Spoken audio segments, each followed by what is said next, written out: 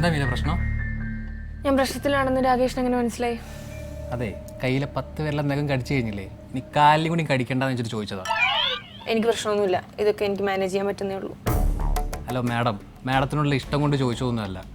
Madam ചെയ്യുന്ന എല്ലാ കാര്യങ്ങളും ഞങ്ങൾ കൂടി നോക്കണം, അത് ഞങ്ങൾ കൂടി റെസ്പോൺസിബിലിറ്റിയാണ്. ഞാൻ രാകേഷിൻ്റെ സഹായം ചോദിച്ചൊന്നുമില്ലല്ലോ. ചോദിച്ചില്ലെങ്കിലും കയറി ഇടപെടേണ്ട എൻ്റെ റൈറ്റാണ്. നീ വല്ല കുഴപ്പം ഒപ്പിച്ച് വെച്ച് കഴിഞ്ഞാൽ കമ്പനിക്ക് പ്രശ്നം. അത് ഇപ്പോൾ രാകേഷിന് എന്താ വേണ്ടത്? മീര എന്താ പ്രശ്നം ഉണ്ടെങ്കിൽ പറ, ഞാൻ ക്ലിയർ ചെയ്ത് തരാം. ഒരു പ്രശ്നവും ഇല്ല, പോരെ? ചോദിച്ചാൽ എന്നാ വേണമെന്നല്ല. ആ മനസ്സിലായല്ലോ, പിന്നെന്താ, പോയിക്കൂടെ? ശരി, ഞാൻ പോവാണ്.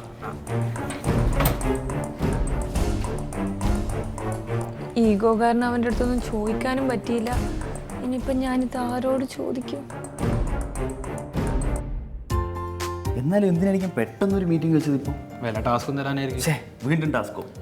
എടാ, നിനക്ക് ഇപ്പോഴല്ല ബാങ്കോക്കിലേക്ക് ട്രിപ്പ് കിട്ടി, ഇനി ബാക്കിയുള്ളവർക്ക് ചാൻസ് കൊടുക്കും. എടാ, നിനക്കൊന്നും ചാൻസ് തരാത്തോണ്ടല്ലോ, നീ ഒന്നും ഉപയോഗപ്പെടുത്തുന്നില്ലല്ലോ. മതി മതി മതിയെങ്കിൽ മതി.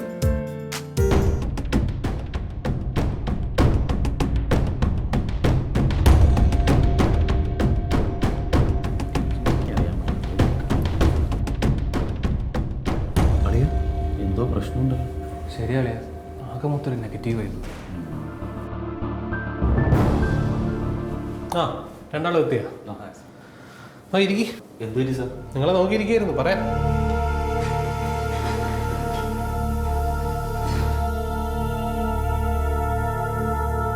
അതെ, മീര ഇവിടുത്തെ ഇന്ത്യൻ ആണെന്നുള്ള കാര്യം നിങ്ങൾക്ക് അറിയാമോ? അറിയാം സാർ. എന്ത് പറ്റി? അപ്പം മീര ചെയ്യുന്ന ഓരോ ജോലികളും ക്രോസ് ചെക്ക് ചെയ്യേണ്ട ഉത്തരവാദിത്വം നിങ്ങൾക്കുണ്ടോ? അതെ, ഉണ്ടല്ലോ. നിങ്ങളത് ചെയ്യാറുണ്ടോ? എനിക്കറിയില്ല. ഈ JK അസോസിയേറ്റ്സിന് കൊട്ടേഷൻ കൊടുക്കേണ്ട ഡേറ്റ് എന്നല്ലേ? അതെ സാർ, അതിൻ്റെ ഡാറ്റ ഞാൻ ഇന്നലെ തന്നെ അവർക്ക് കൊടുത്തായിരുന്നല്ലോ. എന്നിട്ട് മീര മെയിൽ അയക്കുന്നതിന് മുമ്പ് നിങ്ങളെ കാണിച്ചിരുന്നോ? ഇല്ല സാർ. മീര മെയിൽ അയച്ചിട്ടുണ്ട്, പക്ഷെ ചെറിയൊരു അബദ്ധം പറ്റിയെന്നേ ഉള്ളൂ. എന്താണ് സാർ? കൃപാലിനി അസോസിയേറ്റ്സിന് കൊടുക്കാൻ വെച്ചിരുന്ന കൊട്ടേഷനാണ് JK അസോസിയേറ്റ്സിന് അയച്ചത്.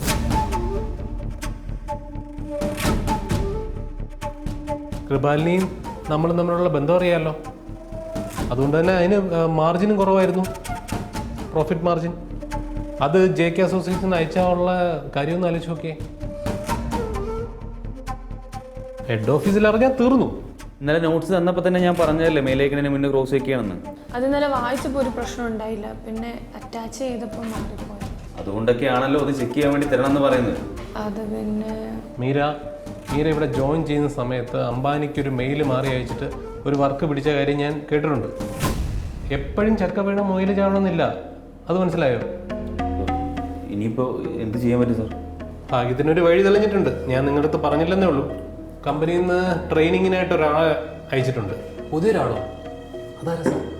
അതായത് കമ്പനിയിൽ നിന്ന് എല്ലാ ഡിപ്പാർട്ട്മെൻറ്റിലേക്കും ട്രെയിൻ ചെയ്യാൻ വേണ്ടിയിട്ട് ഒരാളിനെ അയച്ചിട്ടുണ്ട്. പുതിയ ഇൻറ്റേൺസിനെയും ട്രെയിൻ ചെയ്യുന്നത് പുള്ളി തന്നെ ആയിരിക്കും. ശ്യാം,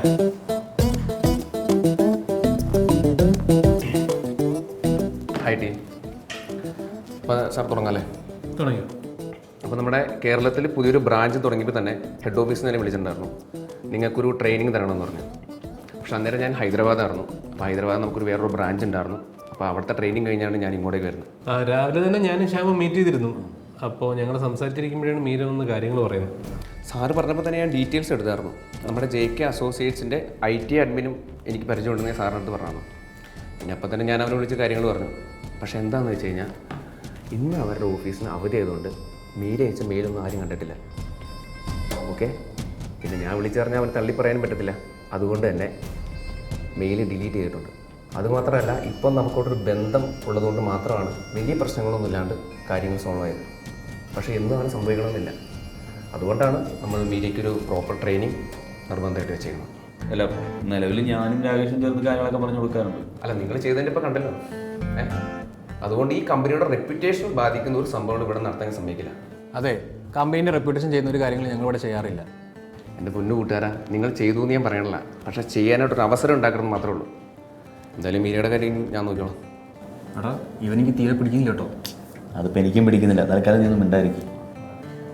മീര എന്തായാലും ക്യാബിനിലേക്ക് വെക്കോ, ഞാൻ പുറകരാം. നമുക്ക് ട്രെയിനിങ് ഇന്നലെ തുടങ്ങിക്കണേ. ഓക്കെ അല്ലേ സാർ? ഓക്കെ ആണ്. ശരി, അപ്പോൾ മീറ്റിംഗ് കഴിഞ്ഞു. Okay, thank you. Thank you.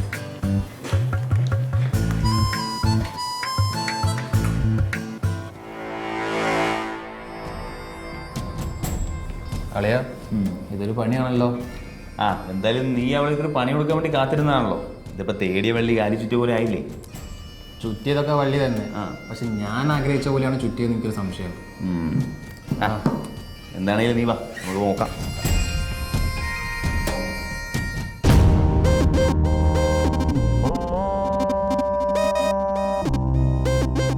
Meera എന്ത് പറ്റി മീര?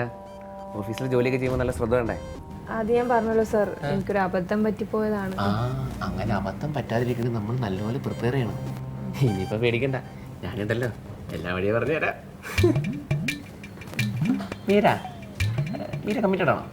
അല്ല, അത് ഈ ട്രെയിനിങ്ങിന്റെ ഭാഗം ആണോ? അല്ല അങ്ങനെയല്ല, കമ്മിറ്റഡ് ആണെങ്കിൽ ജോലിക്ക് ഒരു തടസ്സമില്ല, രണ്ട് മുമ്പോട്ട് ഉണ്ടെന്ന് പറയാൻ വേണ്ടിയാണ്. അല്ല സാർ, ഈ ക്വസ്റ്റ്യൻ ഇവിടെ ഇന്റേൺഷിപ്പിന് വരുന്ന പെൺകുട്ടികളുടെ അടുത്ത് മാത്രമാണോ അല്ല ആൺകുട്ടികളുടെ അടുത്തും ഈ ക്വസ്റ്റ്യൻ ചോദിക്കുമോ? അതന്നെ അങ്ങനെ ചോദിച്ചേ. അല്ല സാറിന്റെ ഈ കരുതൽ ആൺകുട്ടിയുടെ അടുത്തും പെൺകുട്ടിയുടെ അടുത്തും ഒരുപോലെ ഉണ്ടോ എന്ന് അറിയാൻ വേണ്ടി ചോദിച്ചത്. മീര, എന്നെ സംബന്ധിച്ച് നമ്മുടെ കമ്പനിയുടെ പ്രോഫിറ്റാണ് ഏറ്റവും വലുത്. അതുകൊണ്ട് നിങ്ങൾ എംപ്ലോയീസ് എന്നോട് സഹകരിക്കണം. മനസ്സിലായ? സഹകരിക്കണം.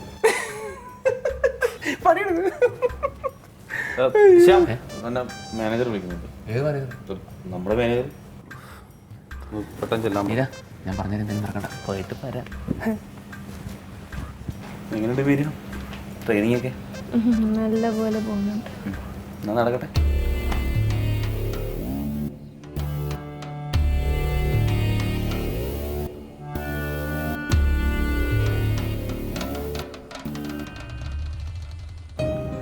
രാകേഷ് ആഗ്രഹിച്ച പോലെ തന്നെ കാര്യങ്ങൾ നടന്നല്ലോ അല്ലേ?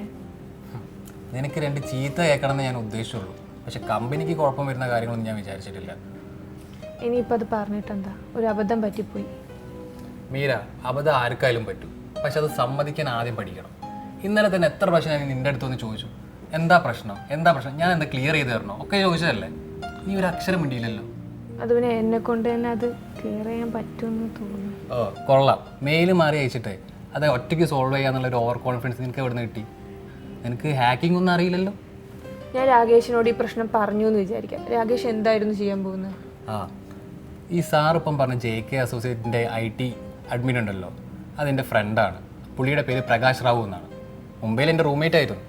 ഞാനൊന്ന് പറഞ്ഞിട്ടുണ്ടായിരുന്നെങ്കിൽ കോളിലും മെസ്സേജിലും ആ സംഭവം ക്ലീൻ ആക്കി തന്നെയായിരുന്നു. ശരിക്കും എനിക്കിപ്പം കള്ളം പറഞ്ഞിട്ട് എന്താ കാര്യം? ഇനി ബാക്കിയുള്ള ഞാൻ കൂടി കടിച്ചു മുറിക്കണ്ട. സംഗതി എനിക്ക് നിന്നോട് പലതരത്തിലുള്ള ദേഷ്യമുണ്ട്. പക്ഷേ ഇപ്പം നിനക്ക് ഇപ്പോൾ ഇവിടെയുള്ളൊരു പേരില്ലേ, അത് മൊത്തം താഴോട്ട് പോയിട്ടുണ്ട്. പിന്നെ ആ ശ്യാം, അവൻ മിക്കവാറും നിൻ്റെ തലയിലാവാനാണ് ചാൻസ്. അതെനിക്കും തോന്നിയിട്ടുണ്ട്. തോന്നിയിട്ടില്ലേ? അങ്ങനെയെങ്കിലേ ഞാൻ പറഞ്ഞ ചില കാര്യങ്ങൾ മീരയ്ക്ക് ചെയ്യാൻ പറ്റുമോ? അതാകുമ്പം മീരയ്ക്ക് പോയി കിട്ടിയ പേര് തിരിച്ചെടുക്കാനും പറ്റും, ശ്യാമിനെ നമുക്ക് ഇവിടുന്ന് ഒഴിവാക്കാനും പറ്റും. പിന്നെ ശ്യാമിനെ ഒഴിവാക്കേണ്ടത് ഞങ്ങൾ കൂടി ഒരു ആവശ്യമാണല്ലോ. മീരയ്ക്ക് ഓക്കെ അല്ലെങ്കിൽ വേണ്ട. അല്ല, എനിക്ക് ഓക്കെയാണ്. എന്താ ചെയ്യേണ്ടതെന്ന് പറഞ്ഞാൽ മതി.